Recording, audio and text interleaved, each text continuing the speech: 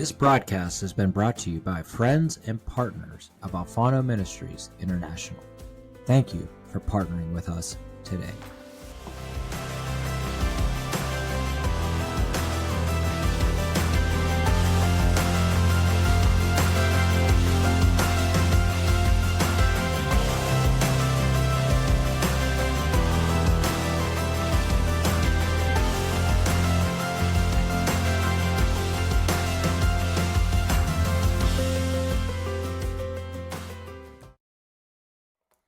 All right. Well, everybody, welcome back to the 7K Revelation podcast. This is your host, Marc Alfano. And, this whole broadcast came to me really because I was looking for a way to get the word out about other ministries and other business people who are doing big things for the kingdom. The whole idea of 7K Revelation comes from the Bible with Elijah saying, hey, God, am I the only one? And God says, no, there's 7,000 others that haven't bowed the knee to Baal. The other part of it is in Revelation where it says that they overcame by the blood of the Lamb and the word of the testimony. And, when I look for people to interview, it's always somebody who's either in ministry or they're in a business that's tied back to a ministry. And what I have here with my next guest, Mr. Mark Mikic, is like the trifecta, because not only is he somebody who's always been involved in ministry ever since I was a little kid. I've known him and being in church and being plugged in. Number one. Number two is a business that's actually connected. He's taken his business and connected that back into winning souls and funding the ministry. But then also he's had a role in the political realm. So there's three major mountains that I feel like the church has been weak in, and when you find somebody who's actually had a lot of strength in all three areas, it's a story that we want to hear about, So Mr. Mark, welcome to the broadcast. And, I'm still getting used to being the old guy in the room. Yeah. It's fun. Yeah. Well, it's funny is that when I first met you, obviously we grew up in church. My parents went to the same church as you and your wife did for years. So I grew up with your kids and one of the very first experiences I had where I actually got to come to your house happened over a motorcycle. Yeah, it was. So I think your son said, hey, why don't you come over and ride bikes? Yeah. We rode dirt bikes, and then he said, hey, I want to sell you my dirt bike. And then you were like, XR70 or something. Yeah, XR75, yeah. And you were like, no, we can't sell him your bike, but the neighbor's selling one. Mm-hmm. And not only did we buy it from the neighbor, then you helped me tear the whole thing apart and rebuild it, which is just such an act of, kindness to a young person that made a huge impact on my life. We had a good time doing it. Yeah. I always like to see the kids ride. Yeah. It's fun. It's a good way to just experience some freedom. Right. Yeah. So, Mark, why don't you go ahead and tell us a little bit? Obviously, you weren't born a Christian, so tell us a little bit about, how you came to know the Lord. That's, I was born in 57, and I think it was about 68. There was a revival in this area as when Billy Graham came to Pitt Stadium. That was the old Pitt Stadium. So I was about 10 or 12 about that time. And our church was just a mainline Methodist church, and they really weren't involved in the Billy Graham crusade. But our neighbor's church was, and she invited us to get on a bus. I think it was out in St. Clair, pretty close to here. And we got on a bus and rode down into Pittsburgh and saw Billy Graham. I think we ended up going for three visits, three times. He was there for 3 days. And I think it was a Saturday. Went down and gave my heart to the Lord. Wow. Yes. So you were 10 years old? Between 10 and 12. I would be 11, 68. Okay. I think it was 68. So I was born in 57. So, okay. Yeah. So now from that point on, you got saved as a very young person, which is amazing. Yeah. Yeah. And you hear all these people that had these big testimonies about how they took all kind of drugs and had all kind of problems. And I thought, well, I guess I'm never really going to have a testimony because I'm not planning on taking drugs and having lots of problems. But then as I get a little older, I guess I'm like the cowboy that rides his horse backwards, and I see where I've been. It's like, wow, the Lord really had my steps ordered. Yeah. What your testimony speaks to a lot of people, like even for myself, because, my son, growing up in the church, to be, getting saved young, ministering to people, that there is another way. Like you don't have to be raised in the church and then go run with the devil and then come back to the church. Yeah, that's true. And I think it could be a greater blessing because there's a lot more energy that comes from doing it God's way. Yeah. And I think, not that I've done everything so great, and I've had my times, when you get a little wilder, you want to do different things and you try things, but it's really been, knowing that He has you in His wing, like Psalm 91, and He gives you a good life and a long life. It's a blessing. Yeah, a major blessing. Now, was your family a big part of the church growing up? We all went down together as a family. Oh, you did? 1968, yeah. Wow. My mom and dad and my two brothers. So Billy Graham kept good touch with us. They had a local counselor. My mom saved all the letters and everything that she would write us, and had kind of a major revival right in our neighborhood. Huh. And that's how I met Foley. And that's how I connected to your mom and dad. They were friends with Foley. Yeah. So the West family and the Salvegi family were going to church together. And we all kind of connected at that time. And I was probably getting to be about 16 or so when that happened, and really became more of a major part of my life. Yeah.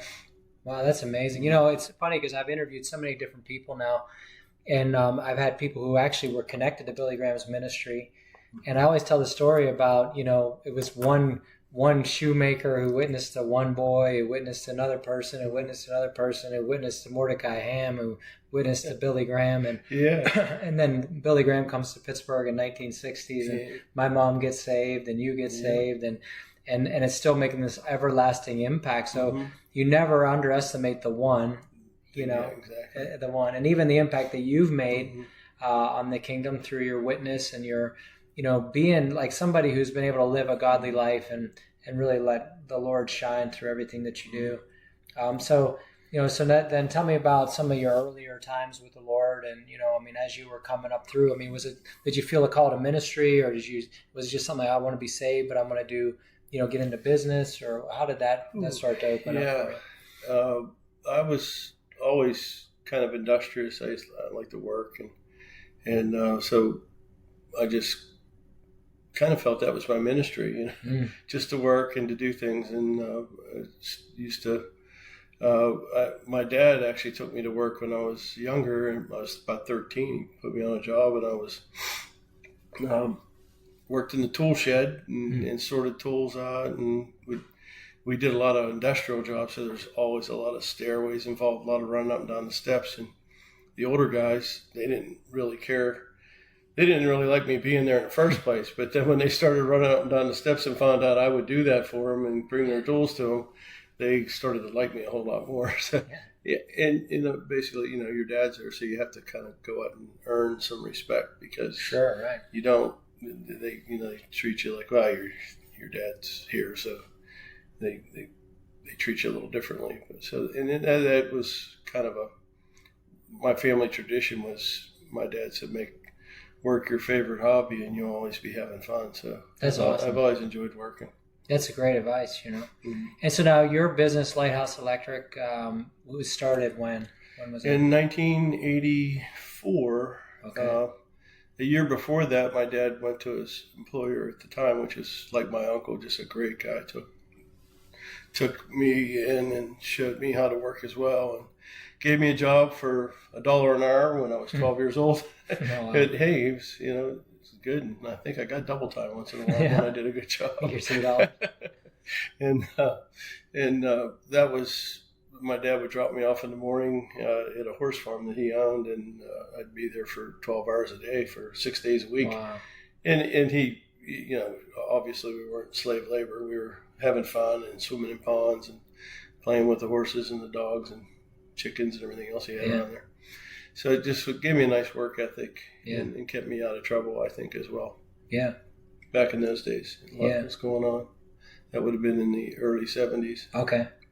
So you kind of grew up in that, as a young person working hard. Good work ethic, yeah. Yeah, that's awesome. Yeah, that's same here, growing up on a farm. So that was with John, when we worked for John, and Dad went in and told him he had some ideas for the business, and he left him a letter, and he didn't read the letter. I guess he didn't want to for whatever reason.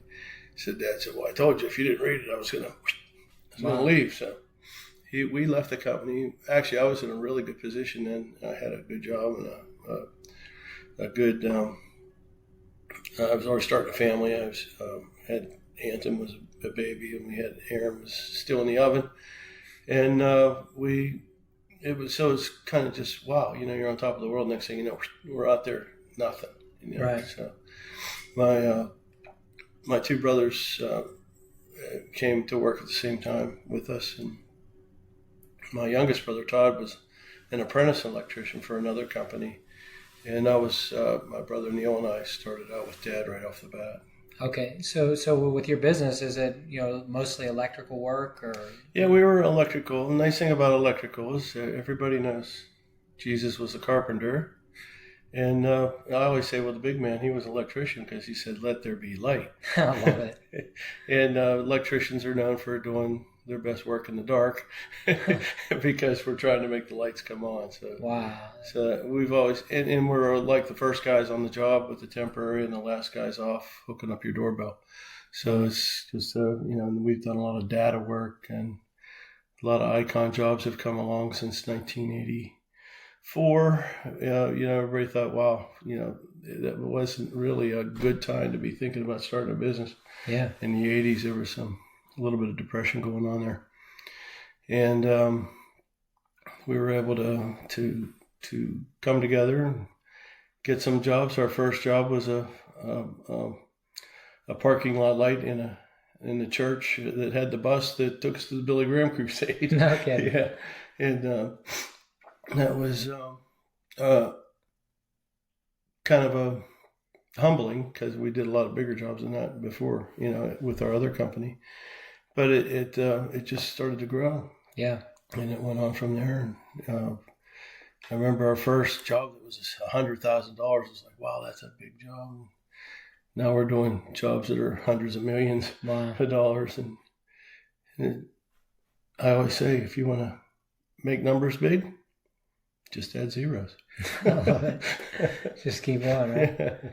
So how did the name Lighthouse Electric come about? Well, that's a good question, and the fact is, we had a picture of Jesus knocking at the lighthouse in our kitchen, and my mom and dad decided, well, Mikec Electric is kind of hard to say because people didn't really pronounce our name correctly usually anyhow. So they thought, well, how about Lighthouse Electric? And that's what we did. Wow, that's it. Yeah. Just from the picture. Yep. How about Lighthouse? Wow. That's what we did. I love it. And it speaks volumes too, because your business really is a lighthouse. It has been. Yeah. I mean, it's not just, a lot of times people don't understand, and, we talk kingdom business a lot, and making your business your ministry. And that's really what you guys have done with That's how it is, just, and it's not really, a lot of people say it's not what you know, it's who you know. And that's important, knowing the Lord, of course. But other people around you, just put good people around you. There's so many good people that come in and they take on your goal and your common camaraderie, just to, hey, we want to be the best for our customers. And it's like so many of our employees, our customers ask, do you own the business? That's a compliment. Wow, that's great. Now, would you say that, through your career, obviously there's been ups and downs, like if any business, you have times where you're on, where things are phenomenal, and there's probably times where they're, tell me about how, your relationship with the Holy Spirit and your relationship with the Lord has brought you through some of these, challenges, or even, the highs. Because a lot of times, the highs can be just as much, it can be dangerous. It can be dangerous. Yeah. Yeah, when you're on top of the wheel, you got to keep running so you don't get smashed by it as it's rolling around, you know. And when you're on top, I think you really have to know where everything's coming from, and where true ownership is, and it's the Lord's dominion. Yeah. And faith is the opposite of fear, so you can't really be fearful. And so many times, you get something that's like, wow, this could put us out of business. And most of the other people are like, that's what's going to put them out of business. Yeah, and we've had some jobs like that, and then they end up being more of a catapult than they push you to your limits, and they push you to your heights. Yeah. Well, yeah. So it's a lot of times it's, with faith, like you were saying, is that it most people operate in fear. The Bible says you shouldn't have a spirit of fear, but power, love, and a sound mind. Faith is opposite of fear. And some people never advance in life and never advance in even business because of fear of the unknown. So sometimes you have to really take that step of faith that, like you said, will actually potentially catapult you. And Paul said, hey, I'll show you my faith by my works. Yeah. And not that we have to do works to earn faith, but we're commissioned, to do. One of my favorite thoughts about serving the Lord is a lot of people say wait on the Lord. So wait. A lot of people think, well, that's waiting. I'm going to just sit here and wait. But that's not what the Lord meant at all. He meant wait like a waiter. And, a good waiter, everybody knows when you're at the restaurant, your iced tea never goes empty. Your plates are cleared. They're bringing things to your table. They're asking questions. They are on top of what's going on. And I think the Lord's commissioned us to be on top of what's going on. So I like to be a waiter. Wow. So I'm waiting, on the Lord, for the Lord, or for just other people that need something. Yeah, for sure. And I think a lot of times in business, especially in kingdom business, there's this whole misconception that your job is just to fund the harvest and stay out of the way. You have so much to offer because there's people who are actually in your business or who come to work for you on a daily basis who maybe never would go to church, and then you're also exposed to people. So how do you incorporate that, without stepping over there's certain lines? Like a lot of business people are afraid, like I'm not going to, mix religion and business together or my faith and my business together. But I've always found that it's like there's such a huge opportunity there, Well, a lot of people, the only Bible they're ever going to read or see, or the only confrontation with Jesus is the one that they'll have with you. Yeah. And, it's a major compliment when someone says, well, I just did what you did. And they come to the Lord. Yeah. We've had a lot of people work with us and have, come to the Lord. And I've ridden to, you ride to work with people, you ride an hour back and forth, you get to know each other pretty well. And it's always a good time to witness or minister. Yeah. It catches on fire. Some of them are like the woman at the well. They run around and tell everybody. Yeah, that's amazing. Yeah, so it's good. Yeah, because I'm sure most of the people in your line of work aren't, necessarily raised in the church, Yeah, and you have both ends. Yeah. You just treat everybody the way you want to be treated and love each. Jesus said, "Go at it with love." I think it's the most important ingredient. Yeah, and if so you truly do love somebody, they know it. You're right, and so that hasn't been a detriment to your business whenever you bring faith to it. And you think it's taken it to a new level, or open up doors all the time. Yeah, there's just miracles happen all the time. Yeah, and I think our angels watch us too. Yeah, for sure. Millions of hours worked and nobody hurt. Wow, so it's just a big thing. And we have probably close to 1,000 employees. Wow. Now, and you just pray every day that everybody stays safe. Yeah, because the type of work you're doing, just to give perspective, is like could potentially be very dangerous. I mean, 138,000 volts to 13 volts. It's just it's what it is out there. Yeah. And I didn't think that I'd see so much change in my lifetime. Just like the Thomas Edison light bulb, and now the LEDs, and we had neons, and some of the jobs that we've done have been just mind blowing. Been kind of fun We've done some big battery plants and done lots of data centers. Just amazing. It's like a highway that's never finished. Yeah. I compare the one place where we work to like a 3-lane highway. We build the first lane, they get it fired up. Build the second lane, they fire it up. Build the third lane, they get it going. They tear the first lane down, rebuild it. Wow. They just keep, because the technology keeps advancing. Pretty much the day you open up the box, it's old. Wow. So the technology just keeps on changing, getting faster and faster. Now, what's the biggest type of job your business has seen? I mean, like, is it stadiums? Is it hospitals? Like, what's, where we've had a good mix of all that. Yeah. We're doing an airport now that's like 400 million. Wow. And we've done hospitals that were, 20, 30 million. Some from the ground up could be as much as 250 million. So what I catch from you is be faithful in the little and make you ruler over the much. That's true. Yeah.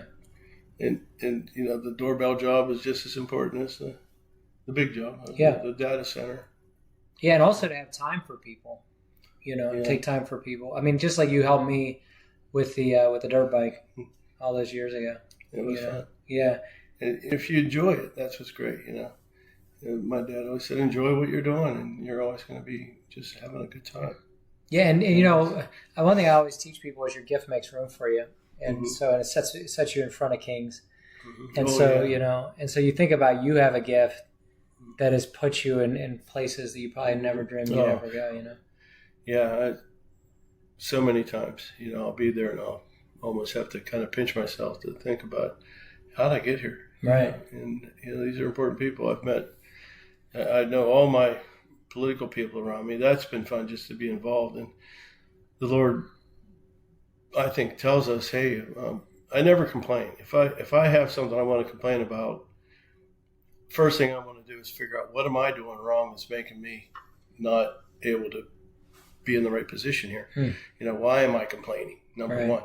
So, that said, when I didn't know who to vote for or wasn't happy with what was going on in politics, I got involved and did some of that. And it's the lowest elected office in the land is a committee man. So I became a committee person. Just started to meet people that were involved in politics and gotten to meet presidents and gotten to shake hands with almost everybody I've ever voted for. Wow. It changes your attitude about it, and you realize what they're really going through to try to be a servant to the public. Yeah. And there are people out there that aren't good, and you work on them, and you find out that some of them they got there with good intentions and they get stuck in kind of a rat race. Yeah. And it's hard. So you can support them and pray for them and let them know that you care for them. And it's definitely, we need each other in all aspects of life. Yeah, I remember hearing somebody say one time, they said, that as a politician, a lot of times the person says, man, if I ever got elected, I would do this, this, and this. And then they get in the position and realize that once they see behind the scenes that person could have never done the things that they wanted to do. It's hard. And it takes a lot to have influence when you get into those situations, and that's really a key about it. And really, probably some of the people that do the best are the ones that drive from the back seat. They have more influence over people than they realize. Sure, right. You could talk to people and they'll say, oh yeah, so-and-so told me this and that's why we're doing it. And sometimes you got to watch what you say too. Yeah. Even myself, I've said things before, and even to my workers, turn around, next thing I know, they're doing it. Wow. And I was just kind of dreaming about it, Yeah, right. They're making it happen, so again, it's, surrounding yourself with people that have a good attitude and a can-do spirit. Yeah. And the thing is, the Bible says, you make the vision, you write the vision, you make it plain, and then the people who see it, then they run with it. And so that's really what I'm hearing from you is when you do your business, whether it's in the political realm or in the business realm or the church realm, is that you basically are a visionary but people believe in what you do, and they believe in the vision that you're casting, that once they hear it, they're going to pick it, see it, and run with it. And that makes you feel really energized by what's going on around you. Yeah. And, they get rewarded for it too. And I'm glad that, years that we have that are flat and there's not a huge profit. When you really think about it, I used to say to my dad, I said, Dad, it's not that bad. Add up everything you paid everybody all year. And that's a harvest. Yeah, it's a harvest. Yeah. They're taking that home to their families. Dad used to say, they don't drive rust buckets around here, so everybody had a good car, a good family. That's good, yeah. Good place to live.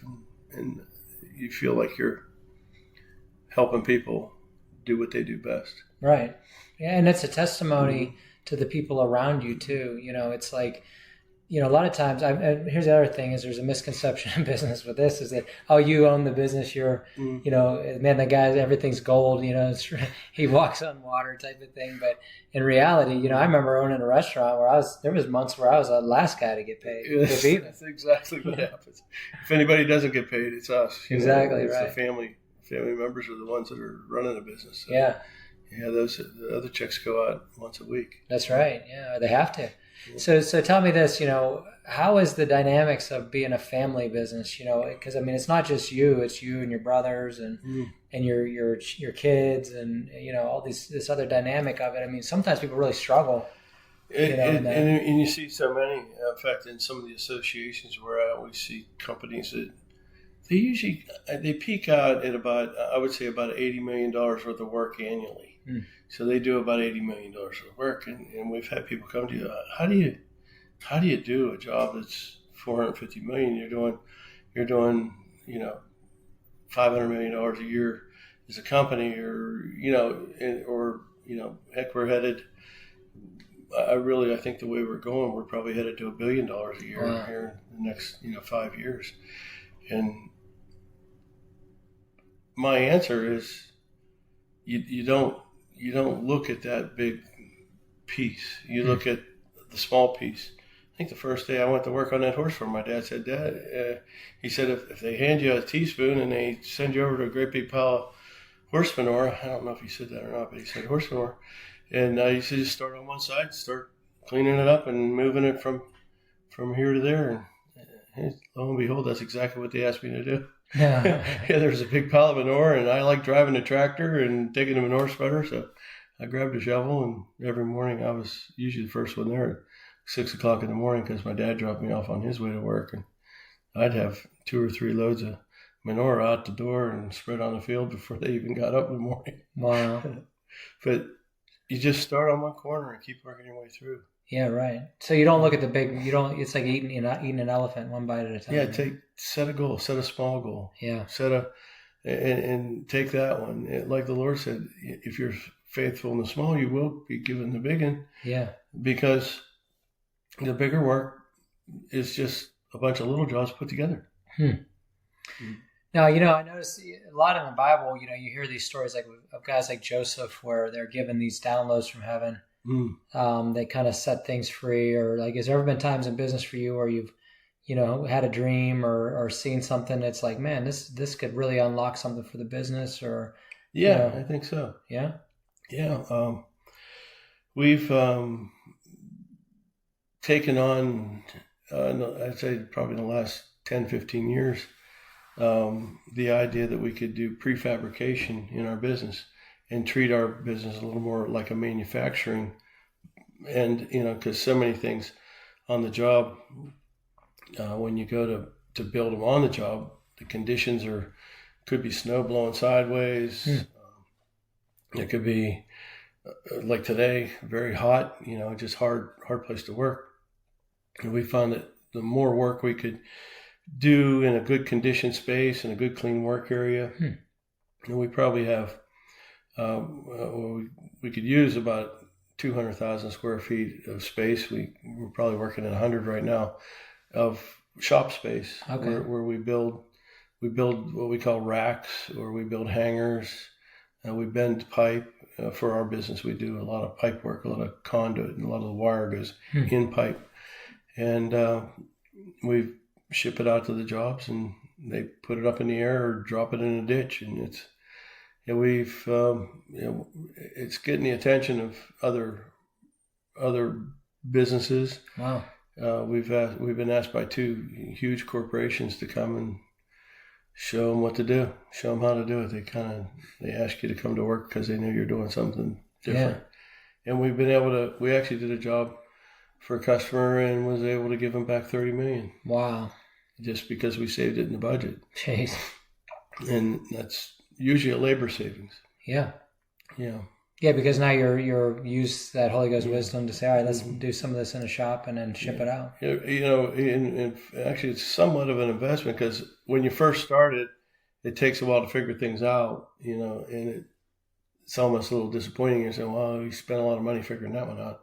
But once you build on it, the momentum, starts to catch, and people understand, oh yeah, this is what we're doing, this is how it's going to work, and oh, that coupling doesn't work, let's use this other type, it's so much easier in the field. And, so it's been a real kind of a joint effort, and I'd say we're probably one of only a handful, like maybe 5 in the whole country that are at the level doing some of the things that we do. And wow. We've had a lot of visits, and that then led to another company that we're starting. It's actually just about organizing, and we're showing people kind of the way to do it. No kidding. Yeah, so we have a little company called Safe Right Fast. Oh, wow. It started out as a safety thing and ended up becoming more of a methods, a means and methods. And we have software and things that we could sell them to help them organize, and we've getting a lot of hits on it. It's new. We've only been doing that for about a little over a year. Wow, Safe Right Fast, huh? Yeah, we've had the idea for a while, but I think that might be one of the bigger. I always say that'll be the tail wagging the dog.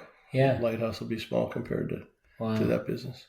What I love about it is most people are afraid to share what they do. Would you agree with that? Yeah, amen. I mean, like I was saying, in the associations where it seems like these companies top out at about 80 million. Yeah. And what's happening here for us is each of the brothers kind of had their own lane. Right. One brother became more of the businessman, the information officer, and he just was digging and finding, looking for new customers, and he's still currently our CEO. And then my son moved in as president, working with him. And then my other brother was into estimating and figuring. He calls it exactimating. He tries to get them exact. So he puts pricing together, and he kind of raised up a team in that area. And we're moving on, even as the brothers. So it's almost time for us to get out of the way. Like I said, we're becoming the old men in the room, and we have a lot of young, super capable. And we talk about some of the jobs we did and the things they're doing, I'd say 100 times. Yeah, and that's a hard transition a lot of times, would you say, for business people, is knowing when to get out of the way for the next generation. The last 10 years I've been working on being unimportant. Yeah. It's nice. You don't have to make any decisions. Somebody else will make it. It'll be a good one. Right. And you have to learn to back them. Yeah. So you can't always want to have the last say. That's that $80 million company. When everything has to go through one guy, there's a ceiling. It's just never going to go. Sure. When you open it up and say, folks, it's your world. You could go out there and make this happen, right, just like I can, and probably do it better than me. And they take off and run with it. Yeah, that's when you grow. Well, so being the old guy in the room is just wisdom, really. I mean, it's what you've learned is so valuable, and it's going to take other people to a new level. Because I know even in the restaurant business, when my first restaurant, actually my second restaurant, the biggest mistake I made was I made me the center point of the restaurant, and so I could never leave it. I was stuck there. Yeah. Everybody's having fun and you're working. Yeah, and you're working. And then, and so when you could figure out a way to impart the wisdom into the next generation and move out of the way, but still be relevant, because obviously, you're still playing a major role because of the wisdom that you bring. You want to support. Yeah, you want to support. And do the right thing. When things go wrong and haywire, that's usually when they call me. Right. It's not because I'm so smart. It's because I've probably seen it a lot of times. Right. I always say my specialty is making chicken soup out of chicken poop. I love it. So you get there and it's like, oh man, this job is going to pot. We got to really, figure it out. And you just spend a little time with them and come up with a few ideas. Or, sometimes it's just, hey, grab a broom and sweep the floor. Yeah. Yeah. I did that one time on a job and somebody goes, hey, guy, he owns a company. Well, hey, my dad always told me, stay busy. Right. Floor needs sweep it. Somebody might get hurt tripping on this garbage. Yeah, right. And that's the thing is, as a business owner, you're really, you do it all. I mean, in the restaurant business, I'd be washing dishes and scrubbing pots and pans and cooking. And you got to do it all. Taking out the trash and packing last guy to leave. Yeah. First one in. Yeah. First one in, last one out. Yeah. It's a lot of glory, right? Yeah. Yeah, right. Yeah. But you got to that's be the fun part, but it pays off in the end. Yeah, for sure. Persistence. Like I said, keeping the small job being equally as important as a big job, and just giving it your whole heart. And tell me about focus. Like a lot of times people are so all over the place in business. Like it seems like you guys have been focused. That's a good one, because focus is so important. And I learned a lot about business from Mary Kay Cosmetics. Oh wow! Yeah, my mom was involved in that when we were younger. Yeah. And it was goals and vision boards and put things on the wall, putting a picture on the wall. And one of the things I came up with on my jobs is I like to know everybody. So I gave everybody a name badge, with their picture on it. Wow. And I gave them 3 because I wanted one for I knew where they were on the job, and then one on their tools, so I knew that was their safety belt and their tools, and the other one was just for their access, like for their wallet. And it became a nice way to actually see what's going on with your whole group. Yeah. And the foreman would be in charge of these guys, and they would take turns, making sure that they would trade guys a little bit, based on their skills. And at the end of the day, it was real handy to make sure everybody got paid too. So yeah, sure. Good tracking. Definitely want to keep track of their time. Yeah, but as like somebody who's got skills and talents, especially because you got into politics and different things, how do you stay like lasered in on what this call is for your life? Well, focus. Again, it goes almost back to the original thing I was talking about, was starting on one corner and just working your way through. Right. Totally. Yeah, and that small goal becomes a bigger goal, and the next goal, and the next goal. So, hey, by the end of the day, I want to have this done. Yeah. If you don't get it done, it's not the end of the world, but at least it's still there. So first thing in the morning, you pick up, I got to hammer that one out, and you might do real good and get 2 goals that day. Right. You just you really break it down into attainable and kind of like bite-sized pieces. You eat the elephant one bite at a time, they say. Yeah. And sometimes that's so true in just about everything you do. Right. Yeah, and the thing is, I think a lot of times people look at the big pile and they don't even start. Mm-hmm. The pile's so big. You get deterred, because you see it, it's like, oh wow, I can't handle this. It's just way bigger than me. And everything's bigger than me. Yeah. Almost everything we do is bigger than me. Right. But it could be tackled a little bit at a time. Yeah, right. And you just keep hammering and shoveling and picking and doing whatever you got to do. Yeah, that's wisdom to go at it. Yeah. And then, so what's the future like, you feel for your company? Obviously you have the new side coming where you're going to be training other people to do what you do. You said we're it's going to be $1 billion company and, Yeah, it's growing. We're coming up with these new way to kind of manage things with business units, and each one of the leaders has his business unit. We have a shop in Columbus, Ohio, I think, and we're now Pittsburgh based, and we're in Virginia, and we're in Kentucky. Wow. Yeah, so those business bases are tackling new jobs and doing different things, and having your steps ordered really makes a difference with the Lord. I was sitting on the beach in South Carolina, and I could tell that there was something going on, kind of electrical, because there was a lot of we have IBW as our logo for our workers, the union workers. And I was seeing a lot of those around on the cars and things. There's got to be something going on here. Here I was sitting right next to the guy in charge of all the labor for all of Kentucky at the beach. Wow. I got to spend time with him that week. And when it came time for us to go to work in Kentucky, he had all the manpower there. And wow. So the Lord just orders your steps. Yeah. And it could happen just sitting on a beach. Yeah. Can't beat that, right? Yeah. That's great. Get divine wisdom. Felt like Jimmy Buffett. Yeah. I love it. So how does, with your businesses in Lighthouse Electric, what's your means of getting the word out about Lighthouse Electric? I mean, is it just one of the things where you've gotten to a point where everybody knows who you are? Or do you have to still focus on heavily advertising? Or, I mean, how do you get the word out about yourself? It's just kind of like all of the above. Yeah. Advertising is usually not a real big thing for us because it usually reaches the wrong customers. And not that there is such thing as a wrong customer, but I mean, if you're focusing on medical work, or if you're focusing on data centers or car manufacturing facilities and things like that, you're just not going to advertise on the radio, sure, right, or TV. So our method there is to go and be around those kind of people. So we'll go to lean building techniques or architectural type. A lot of times we'll go to a trade show. We'll be the only electrical contractor there because it's more people like that are trying to do architectural or building work or something. Yeah. So, wow.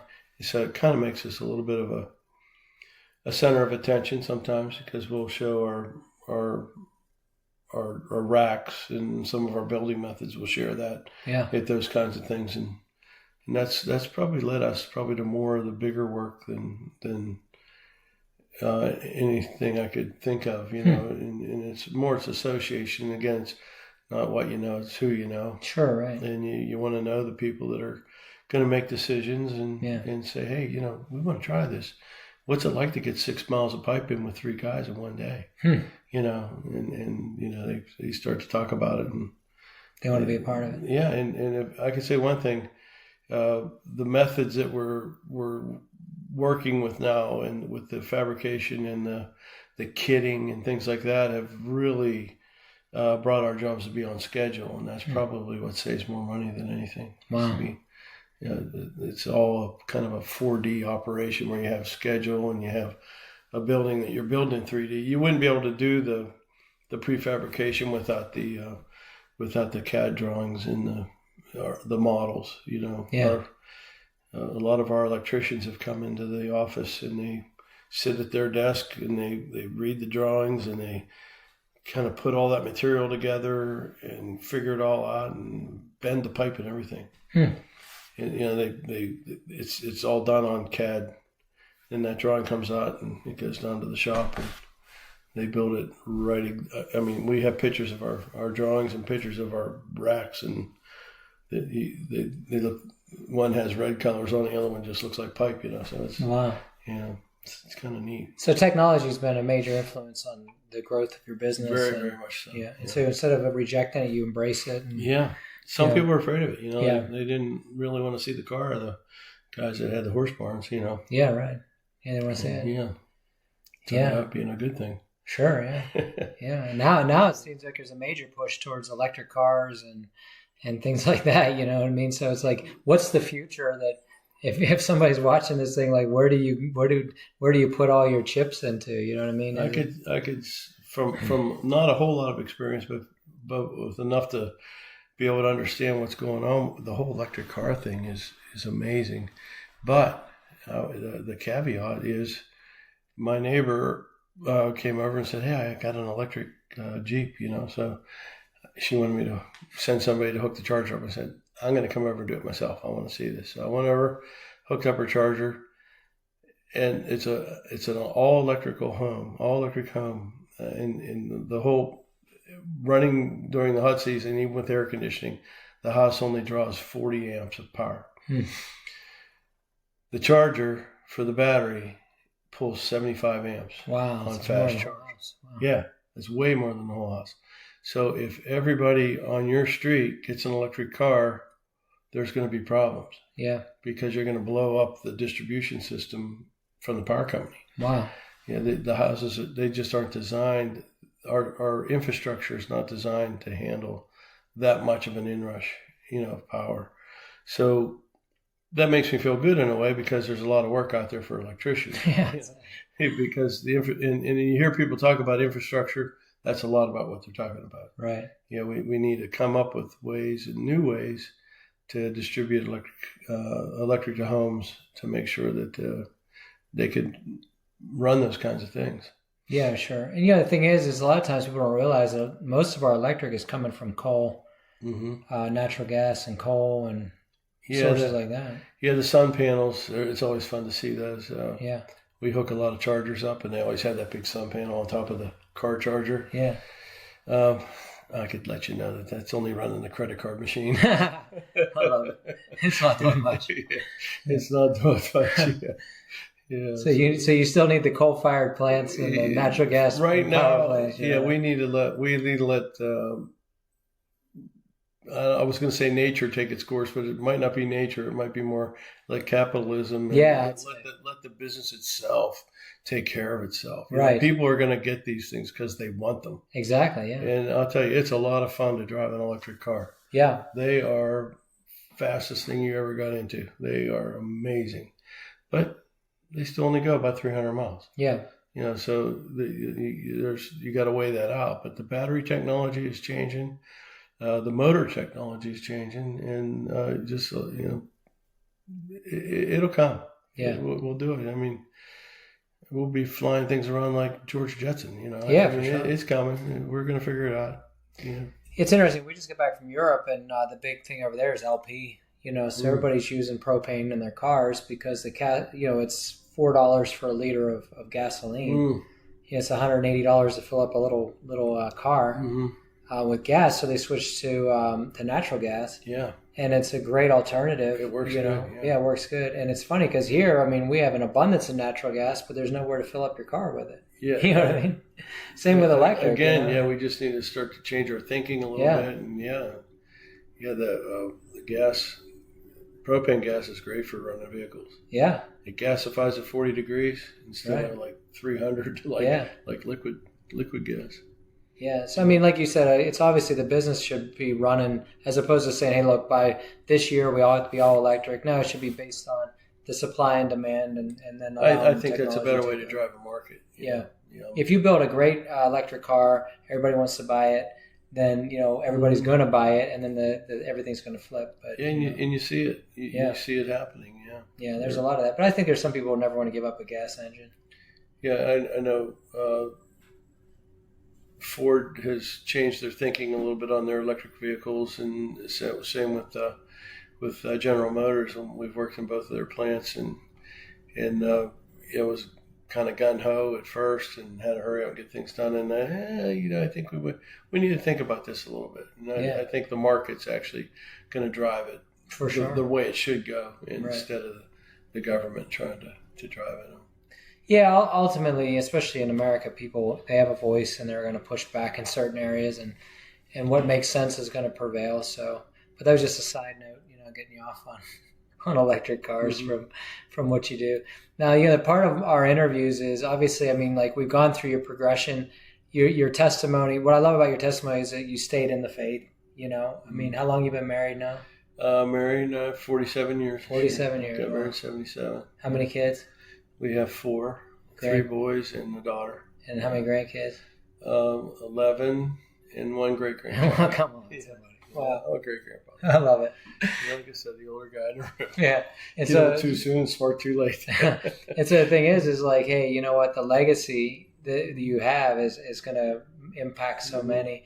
Now, there's something I always teach in my ministry. It is like, seed time, harvest time in business is such a big thing. Yeah. So talk to me about how that impact has been on your life, with being a giver. I know you're a huge giver in your community and everything else, but you cannot give God, that's for sure. But it's not always just monetary.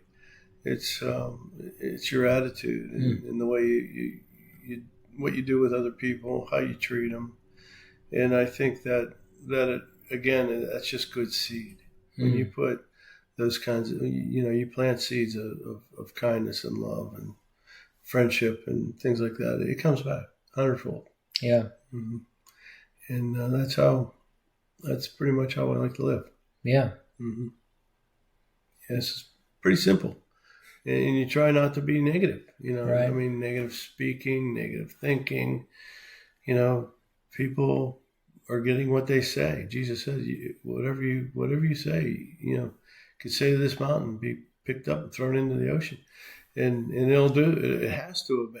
He didn't say it will. It has to obey. So you got to watch what comes out of your mouth. I try never to belittle anybody, or even myself, especially. So many times, we're probably harder on ourselves than anybody. So you always want to pull for the good. Right. Pull for the good things. Look for the positive. Yeah.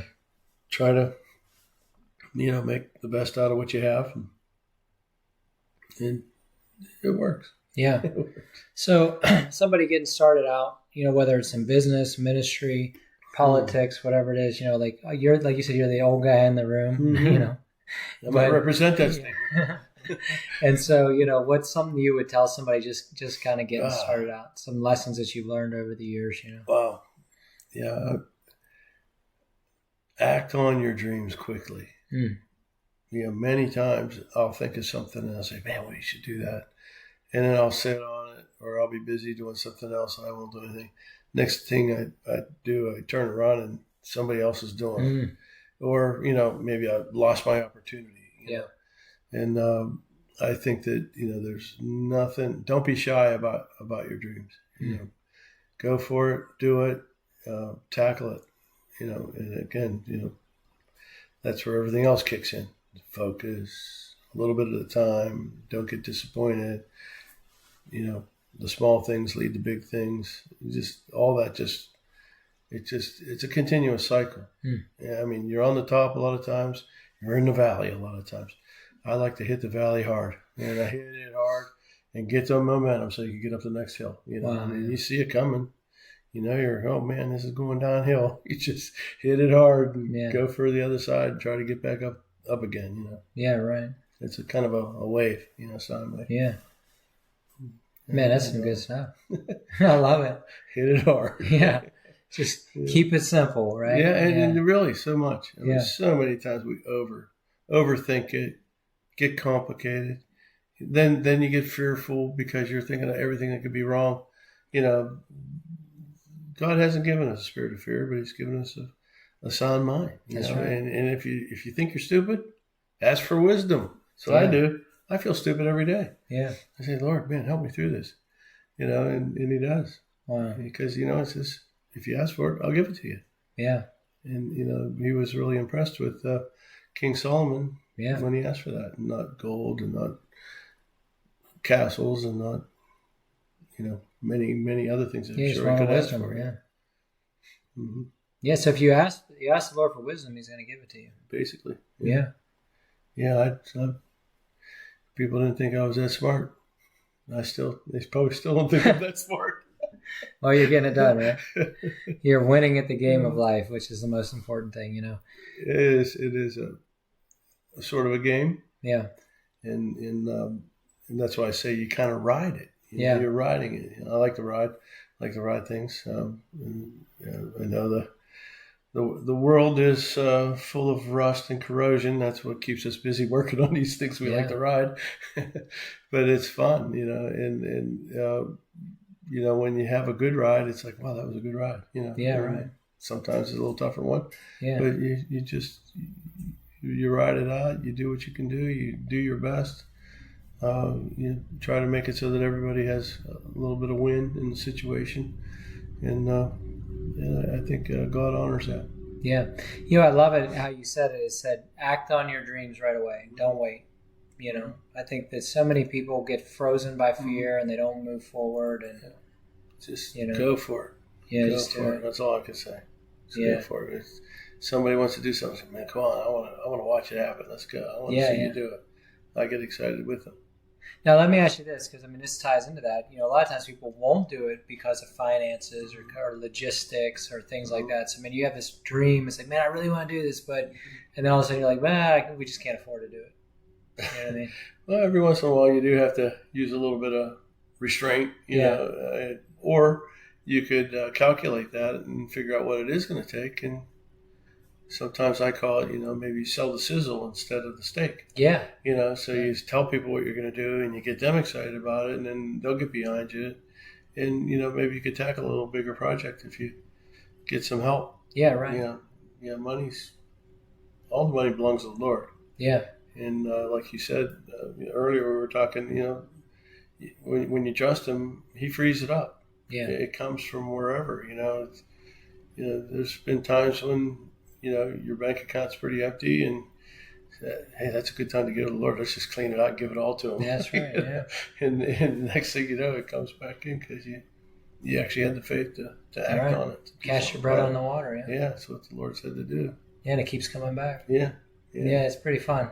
Yeah, really. Yeah. It's a fun ride for sure.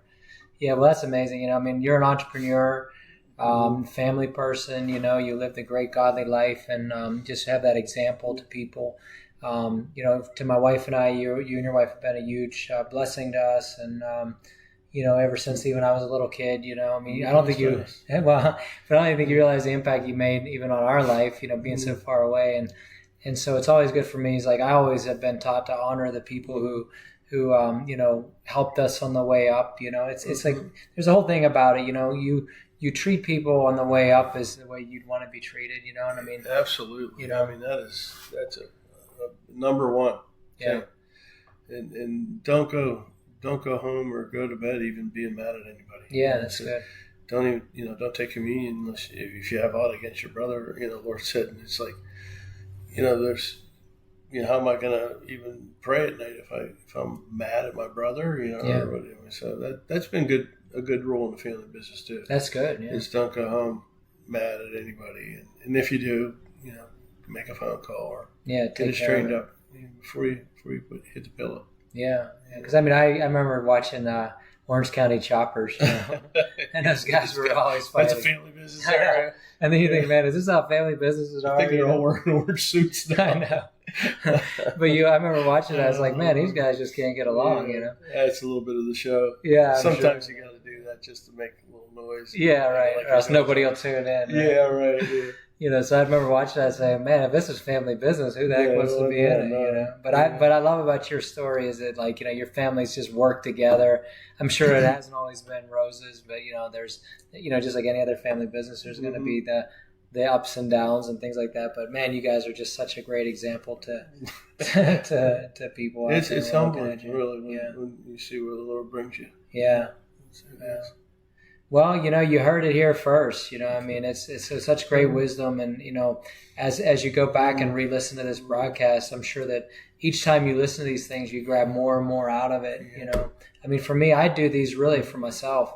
It's a great way for me to take myself to a new level and just to gain wisdom from people around me who are getting things done. And like I said in the beginning, what I love about your story is it's all encompassing. It's like I love to interview people in ministry and in business, and now obviously you've been involved in the political realm. But to get somebody who's done literally all three of those things, and not just on a low level. I mean, you're so humble. That's the other thing too, is humility. It's because a lot of times people are like, I've done nothing, but yet you look at their social media and you think, man, this guy's like, you think he climbed Mount Everest or something like that. And here's somebody who's done so much, and with you and your family together, that just to meet you on the street, probably we'd never know it. You know what I mean? You're not out there tooting your That's own a goal. horn, A goal too is to be humble. Yeah, because it's a better way, and I like to be on the level with my workers and my people that I'm associated with. Yeah, it's not like everybody's on an equal plane. Yeah. Really, the Lord has us all in the same place, and I believe that if you treat people correctly, you're going to have a lot better results. Yeah, that's great. Better results. So in closing, is there anything else you'd like to share, or any Any last minute wisdom? I just have to give God the glory for everything. Yeah. You feel so incapable Yeah. so many times, and the Lord just gives you enough energy to make the next step and take the next one and the next one. Right. And it really, it makes you, it puts it all in perspective. Yeah. It really does. Wow. Yeah, I get kind of emotional when I think about how many people have been there for me and how many people I've been there for, and it works. Yeah. It really works. Yeah, I remember like doing my restaurant. When I did my second restaurant, to call you up and I said, "Hey, I want to light this building up," and you were like, "Oh yeah, let's do it." They're still there. Still there? I'm not. The lights are still there. Yeah, it's time to change the technology. Yeah. They're high pressure sodium. I think we need to get some, or metal halides. I think we need to get some LEDs up there. Yeah, right. Well, I'm not there no more. So I have to call that guy. Call them. Send them a bill. But you started a good thing because it's still a great restaurant. Still there, yeah. It's still people. What you started there has become actually a little icon here in Washington County. Yeah. Yeah. Yeah. Oh, thank you. Appreciate it. But like I said, when I was doing it, it was this old house sitting on a hill, and I said, "Man, that house is dark. Yeah. It needs to be lit up. Who do I know who does lighting? Yeah. Oh, I know. I'll give Mark a call and let's strategize this thing." And he came up with a brilliant plan to make it a house on a hill. It does stand up. It really does light it up. Yeah, it lights it up. Beautiful place. Yeah. Show for today. I really appreciate you coming on. And listen, if you're watching this broadcast, obviously he has Lighthouse Electric. It's not for everybody, like he said, but what he's doing, just keep an eye on him, Google him, see what they're doing, and just see that the future is going to be so big for them, Safe Right Fast. Safe Right Fast, coming your way, So Google Safe Right Fast, but and I'm sure that if there's anything that you have to offer any of my listeners out there, that they can connect with you through the internet, through Lighthouse Electric and Safe Right Fast. LighthouseElectric.com. Yeah, we're always hiring. Yeah, there you go. Hiring and firing. No, I've never really fired too many people. Okay, so that's a good thing to say.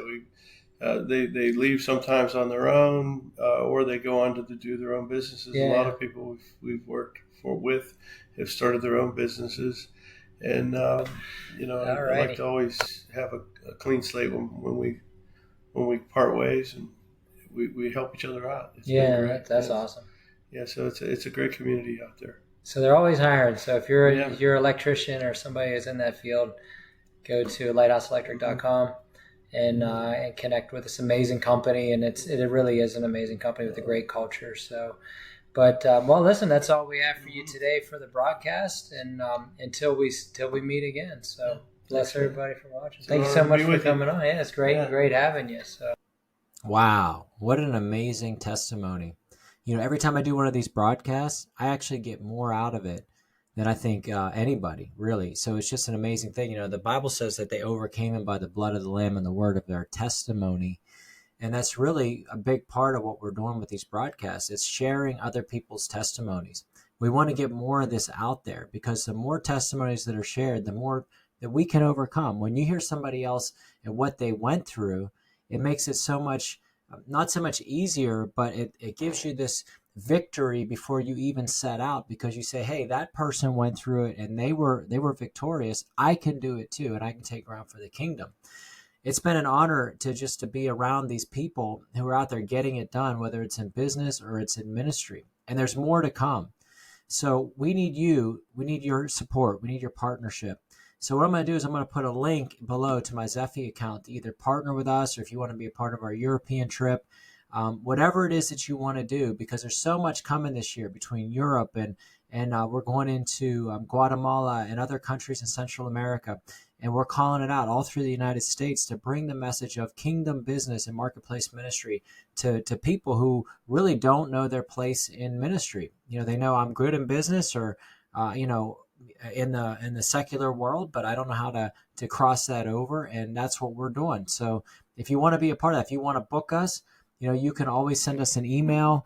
or go to my website, The Alfanos, Alfanos, ALFANOS.com, or alfanoministries.com. Either one goes to the same spot. And you can just, ask for more information. You can contact me directly at Mark at M-A-R-C. It's not M-A-R-K, it's M-A-R-C at alfanoministries.com if you'd like to book us to come to share at your church.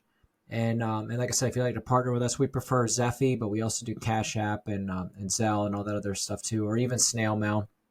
If you wanted to send us a check directly, it goes to 10642 Lake Montauk, Montauk Drive, Riverview, Florida 33578.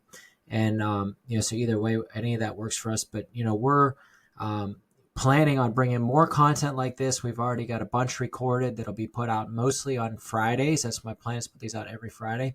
So I hope you'd enjoyed it, and I hope it touched you as much as it touched me. So God bless you, and thank you so much for tuning in. This broadcast has been brought to you by friends and partners of Alfano Ministries International. Thank you for partnering with us today.